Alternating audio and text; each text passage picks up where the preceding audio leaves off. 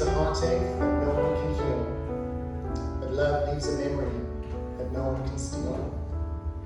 If you weren't enchanted by his charm, endeared by his authentic charisma, maybe just simply exasperated by his emails, regardless of who Derek was to you, you joined us at this moment to pay tribute to a spectacular man who was always exceptionally well.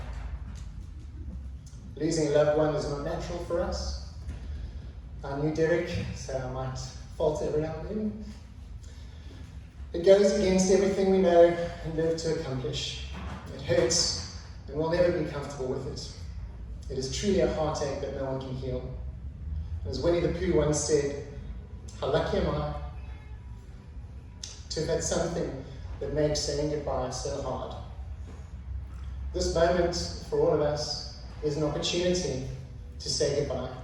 And on behalf of Derek's family, I thank you for taking time to share in this moment, whether here with us in this venue or online.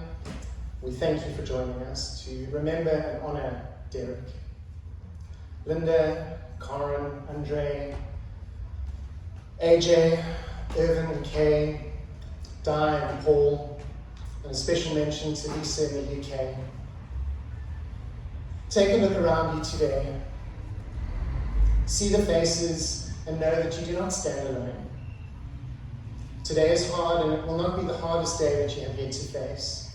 But today will also have wonderful, special, treasurable moments that I pray you will take with you and remember in the harder days to come. Take time to breathe. I tell myself to. Take time to share. Take time to rest. Take time to work. Take time to remember Derek. But most importantly, as I think Derek would say himself, take time to be kind to yourself. Linda, as you shared with me in the past few months, and as Derek never failed to show it in the last few years of me regularly coming to your home, you shared a wonderfully precious relationship. We all knew the outgoing Derek, the charming, magnetic personality who had a joke for every occasion. But Linda, you knew the vulnerable side of Derek. You knew his struggles, and you knew his challenges in a way that none of us could have known. But behind every great man is an exceptional woman. And so today we also honour you. And every exceptional memory of Derek is intrinsically linked to you as well. Derek was the only child who had very loving parents, and he put so much energy into everything he did. He thoroughly enjoyed the best of everything that life had to offer, and he would take great delight in getting an upgrade to a room or a better overseas flight, charming the venue staff so that he would have extra bottles of champagne or whiskey to take up to the room with them. But it wasn't always easy for him. Battling dyslexia in his youth and starting off as a messenger in the railways, his successes in life came from sheer hard work and perseverance. A perfect holiday was a cruise somewhere around the world. A perfect day for Derek was sipping a glass of chilled bubbly and reading anything that he could get his hands on. He was generous to a fault, especially to Linda and his family. Derek loved his cars, and he loved to brag about the old Rolls Royce he used to own, and I can recount many times he told me about how, although he didn't own one anymore, he was still joining the Rolls Royce Club that Saturday. As Abraham Lincoln once said, in the end, it is not the years in our life that count, but the life in our years that count. We're going to take a moment to hear from Derek's family and his friends and colleagues to hear just how much he lived his life. I'd like to call Karen first, Derek's daughter.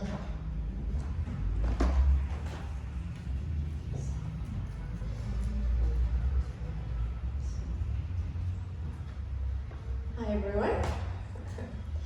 Our dad.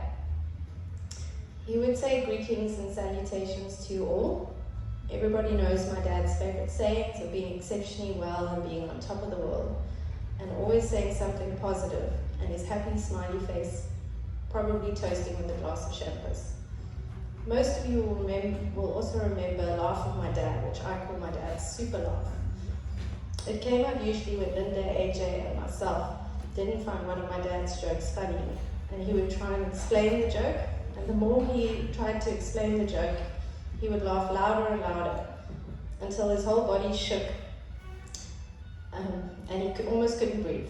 Whoever experienced this super laugh of my dad would usually be a close friend or family or colleague, and this showed how much my dad loved our company as much as we loved his.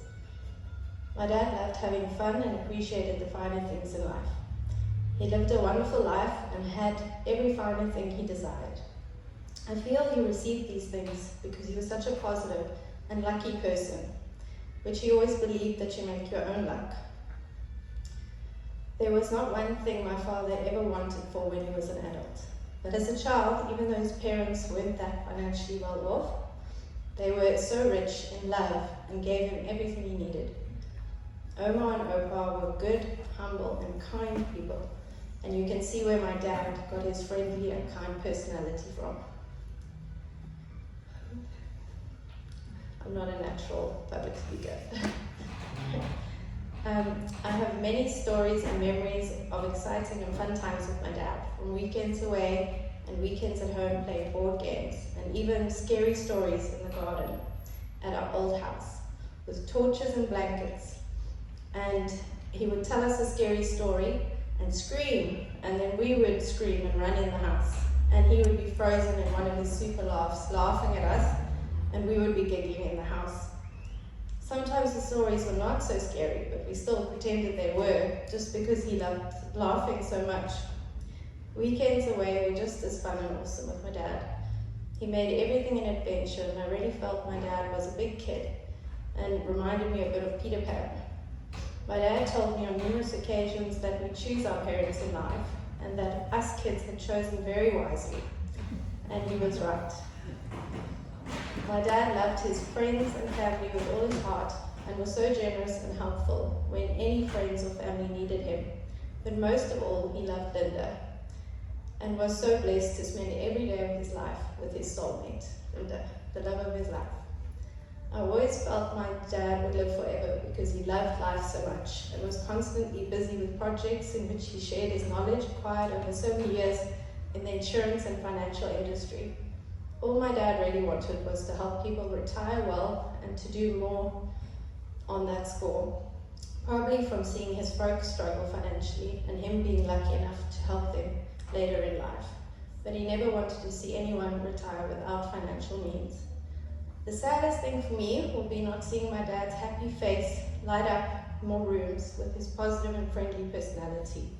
But on a positive note, I know he's up in heaven, lighting up all the rooms there with his friends and family who have passed, and is also really now on top of the world. Maybe it's our turn to light up the rooms and keep positivity and happiness there. Make ourselves lucky, and thanks, Dad, for everything you've taught me. I'll love you forever.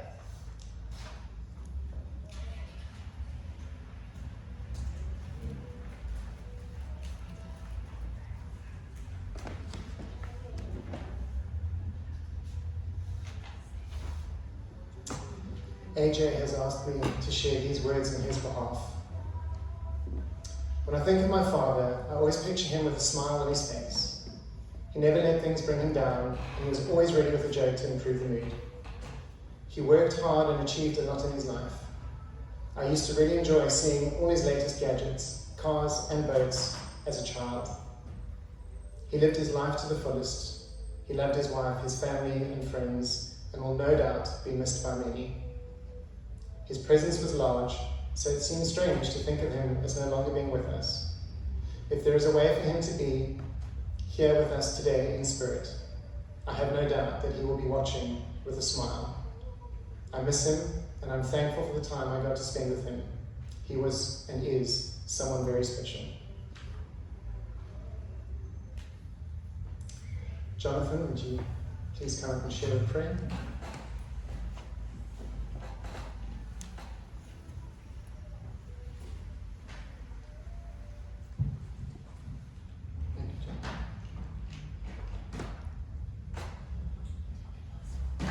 All of us who knew Derek know that he was someone very special. You can take this one, eh? Yes. He was one of a kind. Derek held a special and unique place in all our hearts. We had many special moments sharing spiritual issues, and he had a profound respect for my faith and often shared his own personal beliefs. Linda asked me to say a prayer for my friend and his family and friends. First, I'd like to read him Psalm 23, a psalm of hope.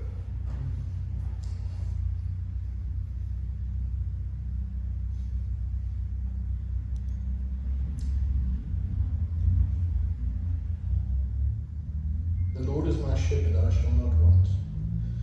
He makes me lie down in green pastures. He leads me beside still waters. He restores my soul. He guides me in paths of righteousness for his name's sake. Even though I walk through the valley of the shadow of death, I will fear no evil, for you are with me. Your rod and staff, they comfort me. You prepare a table before me in the presence of my enemies. You anoint my head with oil, my cup overflows. Surely goodness and love will follow me all the days of my life, and I will dwell in the house of the Lord forever. In John chapter 14, Jesus offers comfort as only he can. Do not let your hearts be troubled. Trust in God, trust also in me. In my Father's house are many rooms. If it were not so, I would have told you. I'm going there to prepare a place for you. And if I go and prepare a place for you, I will come back and take you to be with me, that you may also be where I am. Let us pray. Dear Father of all, whose love is everlasting, we pray for Derek, whom we loved. We pray for Linda, Karen, AJ, and the extended family. Let your light shine upon them.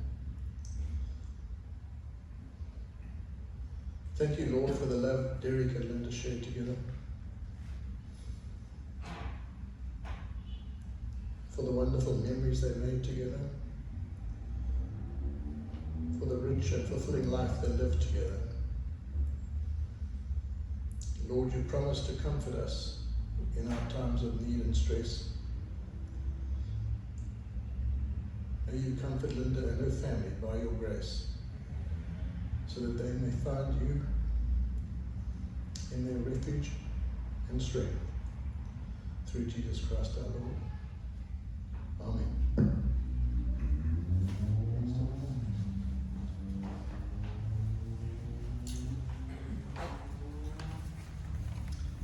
Thank you, Jonathan. As is the reality in our times of COVID, many people wanted to be here today and through various restrictions could not. And Irlon Terblanche is one such who has sent something and asked me to share, and meant a lot to Derek and Linda. And so I read on behalf of Irlon Terblanche. Derek was truly a one-of-a-kind individual, and this is no exaggeration. He was blessed with the best of mindsets, which allowed him to always see the glass as half full and not half empty. He was always doing exceptionally well, regardless of the situation, and in a very recent chat we had, he was able to laugh at himself for being scammed by some online outfit trying to sell him an iPad. It was like nothing could ever get him down.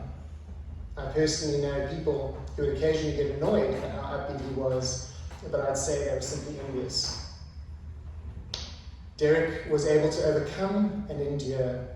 Even as a youngster with dyslexia and not having had the best opportunities, he made the most of what he had, and so much more. And in the process, he positively impacted so many people, including me. I have not had the privilege of having spent a lifetime with Derek, but in the few short years that I've known him, he has definitely seemed to have lived an amazing life, and he lived life on his own terms. Despite all his contributions, I know that he still wanted to do so much more. I was looking forward to working with him in the coming years, and I desperately miss him. My heart is breaking, and I'm tearing up as I write this to you. I take comfort in knowing that my friend lived a happy life, that he was loved by all of you, and that he passed doing what he loved. Rick, if you would please come and share.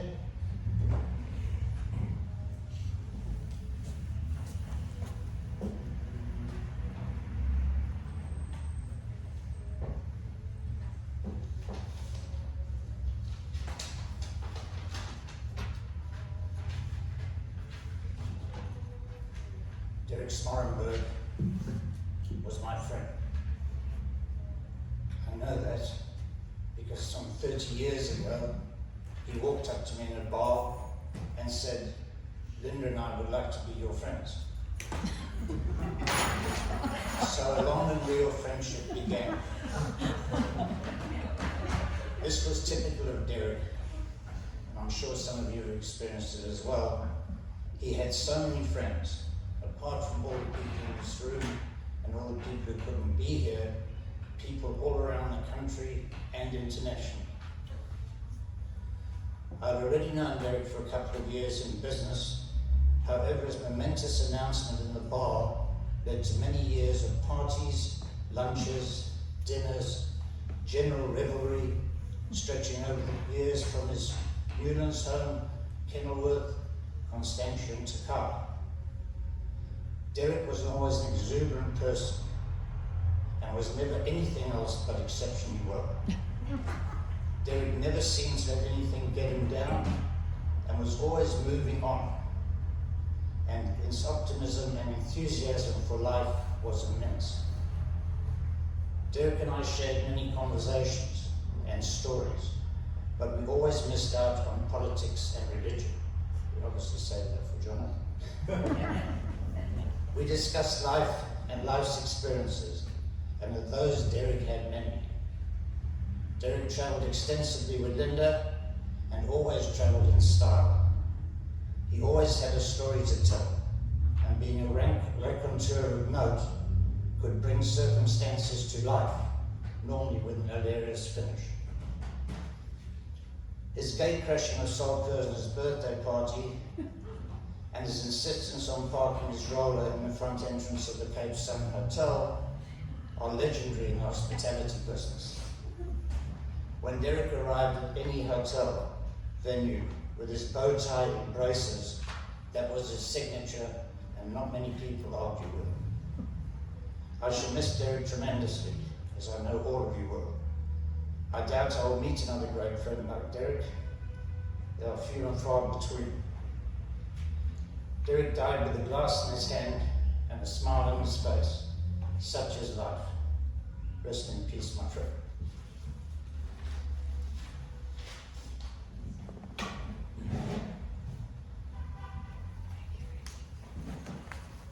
Thank you, Rick. Another colleague, friend of Derek's who was unable to be here in person today is Kalligiannis, who some of you will know from the financial planning industry. He is the CFO of SA-IFA, and he's asked me to share this with Linda and family this morning. In around 2010, I walked into the foyer of the Kempton Park Conference Centre to meet the larger-than-life Karen Smorenburg. He had single-handedly persuaded someone to sponsor a seminar, had arranged an array of speakers, financial planners, guests, and everyone to attend, including an overnight stay and generous meals. Derek's enthusiasm was legendary. His lifetime of insurance industry and experience enabled him to recognize marketing opportunities. Attendance of the many conferences, workshops, and get-togethers arranged by Derek resulted in new ideas, learning opportunities, and a processes that have influenced my approach and my procedures.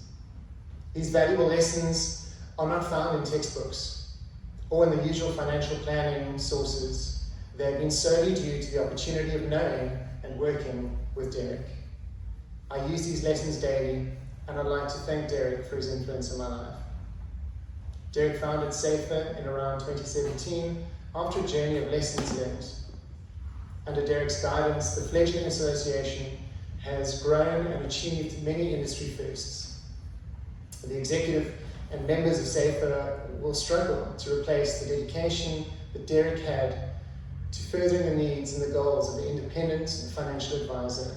And we'd like to thank Derek for the solid foundation he's built, and hope we can honour Derek by taking SA-IFA further and forward from where he left off. In the time that I came to know Derek on a personal level, and I was introduced to Linda, I've met many couples, and I can say that Derek and Linda had a particularly special bond that I've rarely seen. Derek's relationship with Linda was unique. You could feel the love between them at all times, and I'd like to wish Linda strength in dealing with the loss of Derek, and have faith that her many wonderful memories will serve to comfort her. Janet, will you please come and share with us?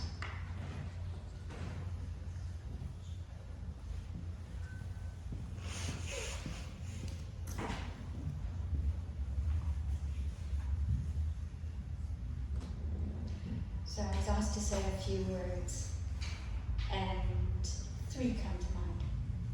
The first is Derek was kind-hearted. Without doubt, everything he did was from the best place. He just had so much love in him. But he had great intentions as well. The next word that comes to mind is passionate. Derek climbed into everything with passion that just carried you along. You went with his river, and you just did not go backwards. I mean, there was just no way but Derek's way. And the other thing that comes to mind is Derek was relentless.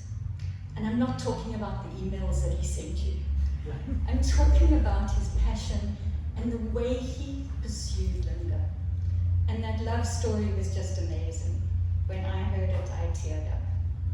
So I think the thing that I would like to remember Derek for is the fact that he has kept Linda as his current wife. Because that was what he kept on telling me. My current wife, I'll check with her. So Linda, I know that he loved you. But on a personal note, Derek was a mentor to me. When I first met Derek, I was new in the industry 15 years ago. And he came to me and he said, I like the way you think. And then we just started chatting. And he said, pretty similar to you, I want to get to know you. And that was it. I was just brought into Derek's world. So I had the privilege of knowing Derek, as did all of you. And Linda, I know he loves you.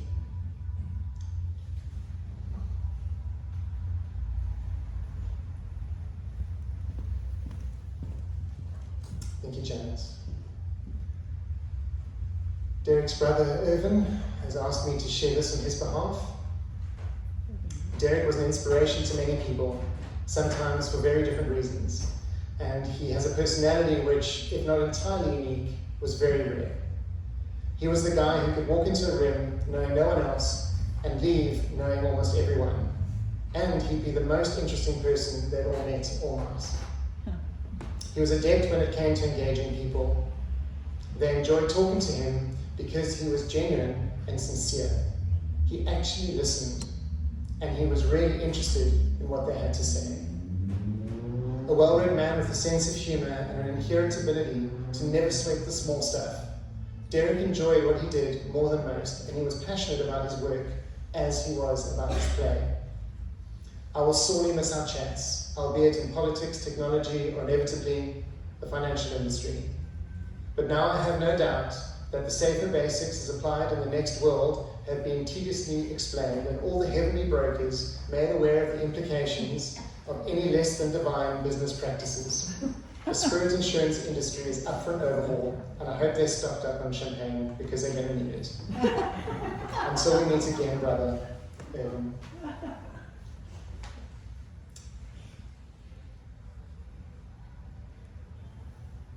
Before I share a few final thoughts from my experience, I'd like to call Steve to share with us.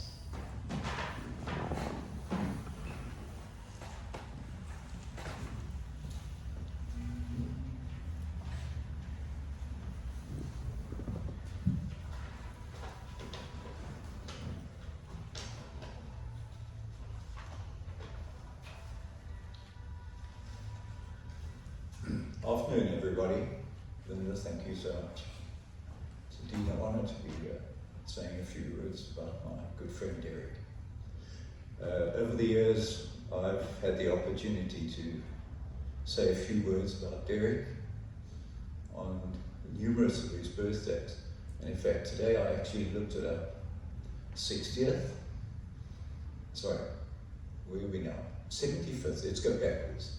75th, 70th and 65th birthday. And it was a great honour to be able to speak to Derek over all those years.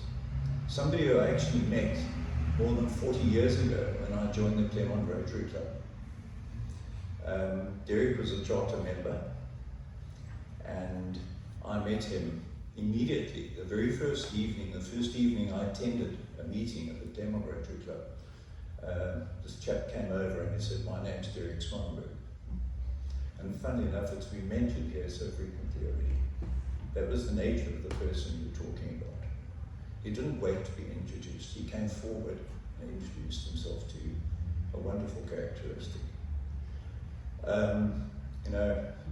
I used to call Derek my champagne and bracelets friend, because it's amazing the threads that are running through what everybody has said here. They're all the same. We've all touched the same points. So forgive me if I touch some of those again. The last time I had occasion to speak at Derek Smorenburg function was at his much more fun-filled and joyful event, followed by a delightful lunch, at which the standard Derek bubbles flowed excessively. Well, that was his 75th birthday. It seems like only yesterday, but in fact it was nearly 2 years ago now. It was an extremely happy occasion. Lots of laughs, the usual, and most importantly, Derek really enjoyed it. It was his day, the spotlight and focus was on Derek. And Derek was never happier than when the spotlight and the focus was on Derek. For a while, we're here this afternoon, we're bringing with us thoughts of our association and friendship with Derek, and all bearing a sense of loss and sadness at the passing of our dear friend. But I'll ask you to all put aside for a moment and let's focus on the many happy and fun moments that Derek shared with us, and remember what he brought to all of our lives. My speeches about Derek have always been about Derek, the character, the personality. And my God, he had plenty of both of those. As I said in my birthday speeches time after time, Derek was the international benchmark of humility and modesty. Derek's brief was always quite simple. Keep it short and say nice things about me. My reply was, Derek, finding nice things to say about you will always make my speeches very short. To which he always replied with that huge Derek smile. Well, use your imagination, just make up nice things to say about me. To which we would top up our glasses of Sauvignon Blanc at the brasserie in Takai and have a good laugh as he suggested a few good ideas. He was never short of good ideas when it came to padding up the speech, particularly in Derek's favor. Derek's stories were like good red wine. They got better with age. One story I seem to recall was when he was ill, and forgive me, I can't recall, it's a number of years ago, but we called it the mystery illness because we never quite found out what was wrong with Derek. Other than that, in one of the speeches that I made, I actually suggested that the reason he was ill was because they were moving house, doing alterations, and Linda would take care of all of that while he reclined in his sick bed. I don't know if there's any truth about that, but he started off by telling me he had, whether it was whatever the problem was, he had 2 of them, heart or whatever the problems were, and 2. Over time it became 5. So we, amongst our friends, our group of old Rosary friends, we always used to say, Derek, just could you repeat, how many did you actually have? And Derek used to say, count, I think 5. Derek, last time it was 4. No, I left one out last time. Derek always had the answer to everything. At this point, Linda, I'm compelled to say that while you said recently in an email that Derek was your rock, I'm sure that he was, but you were his rock, a major contributor to your lives together and your joint business success. There are a number of personal tributes that Derek had in abundance. Many of them, most of them already mentioned here. I'm sure we all remember with the telephone call response, "Hi Derek, how are you?" "Exceptionally well." We used to put his leg mercilessly about that, talking sort of the old Rotary pals. And we used to say to him, "Derek, we look forward to the day when you're not exceptionally well. We look forward to phoning you and being able to say, well, Derek, I'm delighted to hear I feel better than you do, because right now at the moment I'm not exceptionally well." And that was his trademark, that he was so positive. The glass was always half full, as somebody said earlier. Derek, always smiling, always entertaining. A self-belief, a positivity, all of which made Derek one of life's winners. Derek chose to be a winner. He made that decision. Determination and hard work got him there. Derek never allowed negativity to intrude on his thinking. We admired so much, so many of us, we talked about it all the time. We still talk about it. It's amazing how we'll be playing golf. Derek, to the best of my knowledge, never played golf. And Derek always comes up somewhere on the 18 holes. If it doesn't come up in the 18 hole, it always comes up in the 19th. But Derek was never allowed any form of negativity to intrude in his life or his thinking. It just wasn't part of the way Derek was. I remember I spoke previously at his 75th, and we actually did subsequently, I think prior to it, have a light-hearted chat about it. I suggested that his life would be so full and interesting that it would really make excellent reading. The name of the book I suggested was Nowhere to Everywhere. And it would be kind of an inspirational life story. Derek immediately had other ideas. And Linda, you've heard me say this before. Derek's answer to my Nowhere to Everywhere, his answer was no. It's going to be Derek Smorenburg, 75 exceptional years. And the subject matter, quite simple, it's going to be Derek by Derek. And it's going to be a very modest review of Derek, about Derek. The life well spent, humbly presented by Derek. That sounds like the Derek I knew and whose company I so enjoyed. I first met Derek when, as I said earlier, when I became a member of the Rotary Club some 40 odd years ago. Derek was a charter member. In fact, I believe he was the last surviving charter member. I'm not sure if that is accurate, but I believe that to be the case. He very soon became a personality in the Rotary Club, an entertaining personality. Only way to put it. Derek was always entertaining. And there are a number of legendary stories in the Claremont Rotary Club that circulate even today, and they've got better and better over the years. And the first one that I can share with you is that once a year, the district governor, you know, the top dog, the top cheese, would visit the club, and all the committee chairmen would be expected to report on the activities of their committee. Derek, of course, was always chairman of the vocational committee, and on this particular occasion, most of us had all done our homework and prepared, and got Derek's turn, and the president of the club said, now I'd like to call on Derek Smorenburg, chairman of our vocational committee, to make his report. Derek stood up and he said, Mr. District Governor, it's with great pleasure that I'm able to confirm that the vocational committee has met on a monthly basis, and all is well. Thank you. And there was a stunned silence, because in Rotary circles you just didn't do it like that. But Derek had decided in his mind it was going to be short, sweet, and to the point. And he was also going to set a record for the shortest report to a district governor ever. And here there was silence, and the president managed to recover matters. The district governor was kind of shocked to silence.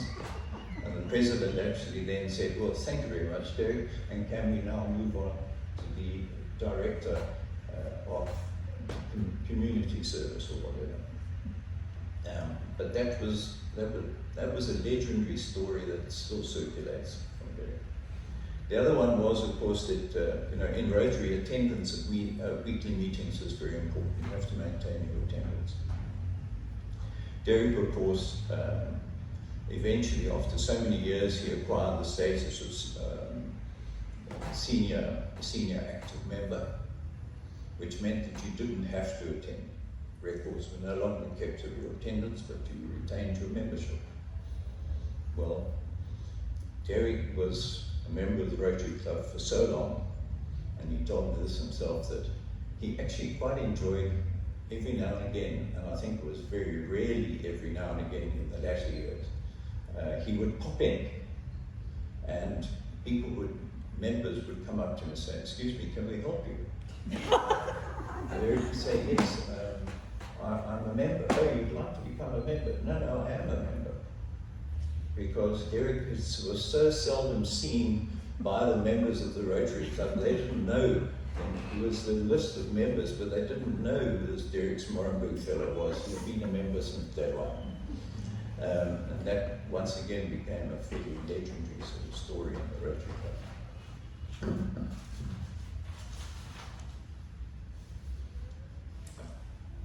The other side of Derek and my experience with him was luck.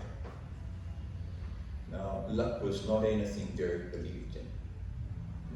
I many times discussed it with him. He really disagreed. He would say, there's no such thing as luck, it's all strategic skill and ability. I came on Rotary Club for a number of years. We had a monthly 1,000 Rand draw, and I used to buy 5 tickets every month. Never ever won a thing. Derek won twice. So I said to Derek, this is ridiculous. What's the formula? His reply, he said, it's quite simple. Only buy 1 ticket, just make sure it's the winning ticket. Anyway, the Rotary Club continued on with 1,000 Rand until it got a bit boring. And then they decided we were going to go big, and they had a 10,000 Rand draw. And it's one of those draws, if there's 200 tickets or whatever, they start with the first one out is 200 and then goes down, and eventually end up with the last 2, 1 and 2, first prize, second prize. First prize was 10,000, second prize I think was 1,000. And the last 2 tickets are left. The one was held by a gentleman called Ted Lawson, and guess who? Derek Smorenburg. Derek approached me. We had a little break because we were trying to build up the excitement. Derek approached me and he said, Ted fella, Ted Lawson, does he need 10,000? Now, I knew Ted quite well. And I said, yeah, Derek, I think he could be very useful to him. He said, well, go and have a chat to Ted. And, I'm more than happy. We can just, whatever happens, we'll split the first and second. And, we'll all be happy. When I spoke to Ted, he immediately said, no ways. I said, Ted, don't be silly. Maybe you should think about it. He said, well, no.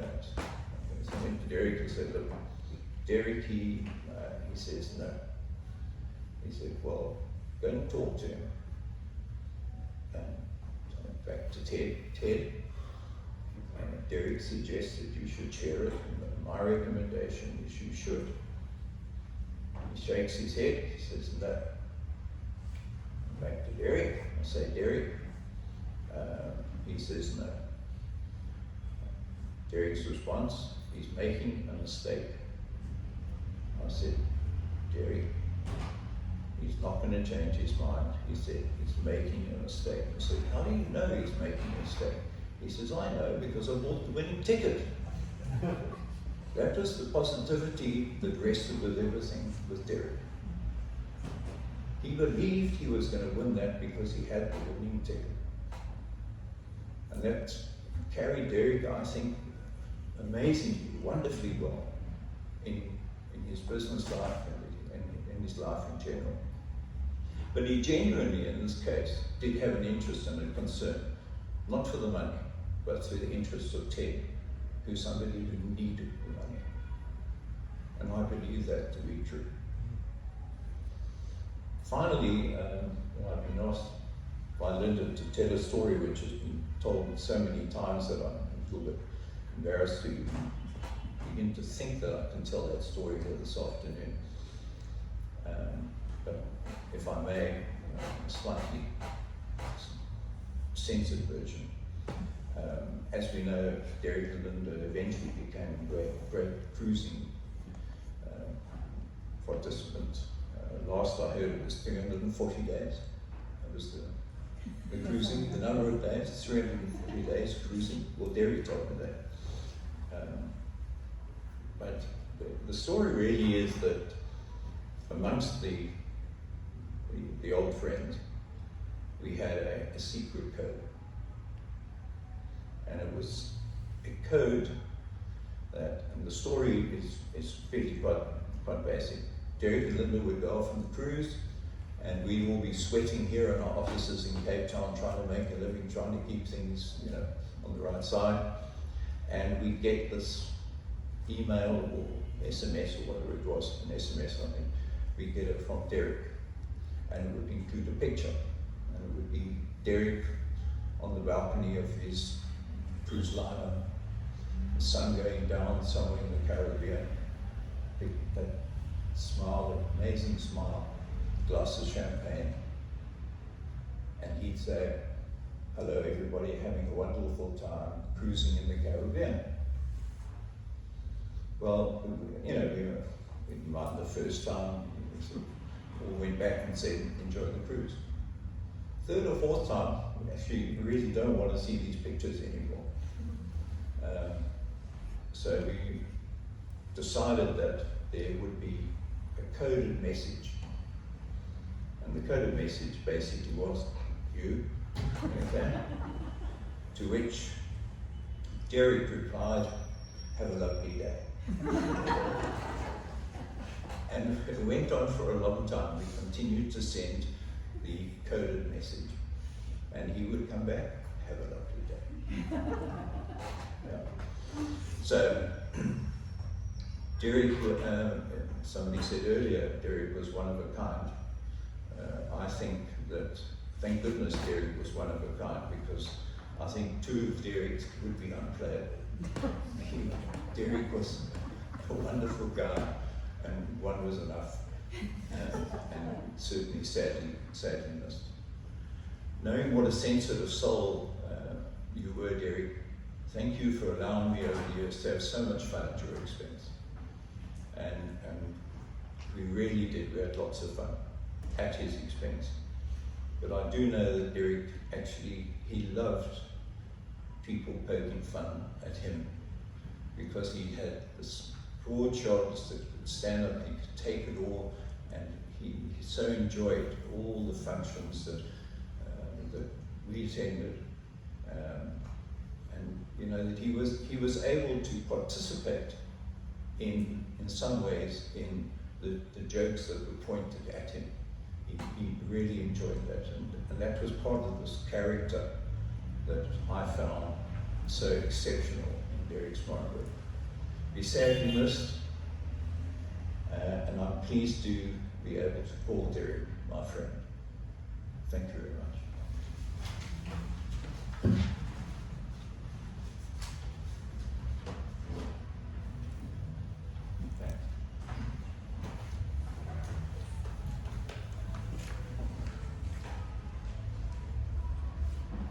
Thank you, Steve. I think everything has been said about Derek. I prepared some things to say from my experience, which I'm going to cut short. But if anything, I'd like to just add that he was a man of immense passion.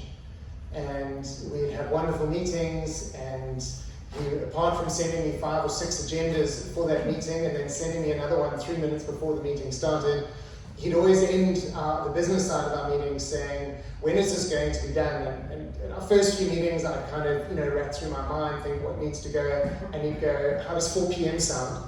And then seeing the panic on my face, he'd quickly smile, and he said, not today, just 4 p.m. any day. And we eventually got to the point where he would say, right, Tim, when is this going to be done? Or Pal, he always used to call me his Pal. And I would say, it'll be done by 4 p.m., Derek. And that was always our joke that we'd finish a meeting with. And I really also remember his empathy. One of the things that I've found in working in what I do and working in the industry is I'm drawn to people who are authentic, and I'm drawn to people who generally want to help the lives of other people. And Derek was one of those few people in any industry, I think, who had a genuine concern. And he would often say to me, Tim, I sit with financial planners, and often the first question they ask is, what's in it for me? What's in it for me in this meeting, in this product, in this outcome? And he would always say, we really need to help people change that conversation to say, what's in it for everyone else? What's in it for all of us together? And so today we don't only remember the man, but I think we also remember the mission. He was the kind of person who I believe wanted to change the conversation from how long will I live to how much will I live. Grief is the last act of love that we have to give those we loved. And where there is deep grief, there is deep love.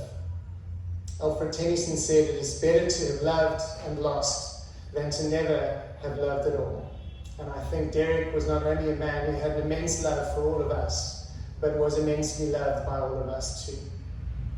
Before I close with a blessing, I would just like to share some words from Linda for the next stage of our celebration of Derek's life, the wake at their house in Takai. Please don't wait around here until 4 p.m. Please go straight through to Linda and Derek's home, very close to the brasserie. I think everyone knows where it is. But please do make your way straight through to their home for the wake. Life is a song, sing it. Life is a game, play it. Life is a challenge, meet it. Life is a dream, realize it. Life is a sacrifice, offer it. Life is love, enjoy it. Thank you for joining us, Linda and family, today. Amen.